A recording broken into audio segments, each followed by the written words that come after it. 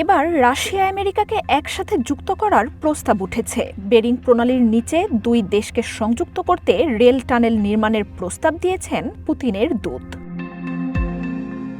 Putin Trump নামের এই rail সেতু প্রকল্পের এক সম্ভাব্য পরিকল্পনা ও নকশাও তৈরি করেছেন কিরিল দিমিত্রিভ। রুশ প্রেসিডেন্ট ভ্লাদিমির পুতিনের বিনিয়োগ বিষয়ক দূত তিনি।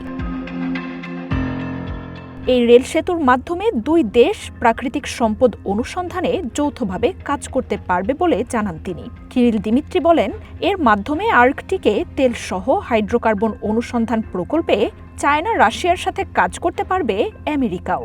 জানান, আমেরিকা রাশিয়ার সম্প্রীতির প্রতীক হিসেবেও কাজ করবে এই সেতু।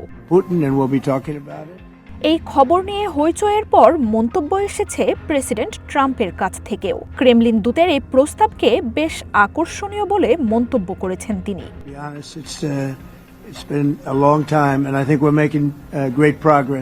ট্রাম্পের সাথে বৈঠকের সময় গণমাধ্যম কর্মীরা এই নিয়ে প্রশ্ন করেন জেলেনস্কিকেও।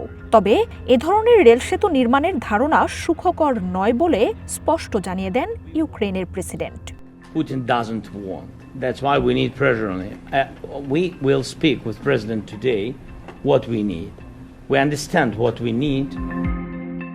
জলবায়ু পরিবর্তনে মেরু অঞ্চলীয় বরফ গলে যাওয়ায় চায়না রাশিয়া খনি খনন কাজ সম্প্রসারণের পরিকল্পনা করছে বলে তথ্য আসছে।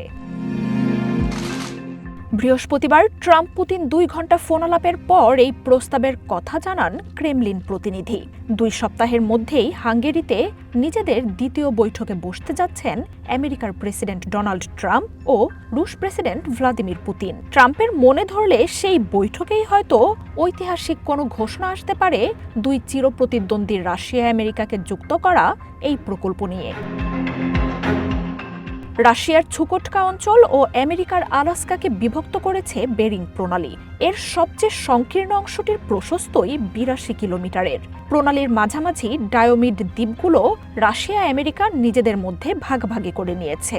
গত 150 বছর ধরেই এমন একটি সংযোগ সেতু তৈরির কথা ঘুরে বেড়াচ্ছে, তবে দুই দেশের তীব্র বৈরিতায় তা বাস্তবে রূপ পায়নি। মার্জিয়া উপমা, ওয়ান ইন্টারন্যাশনাল ডেস্ক।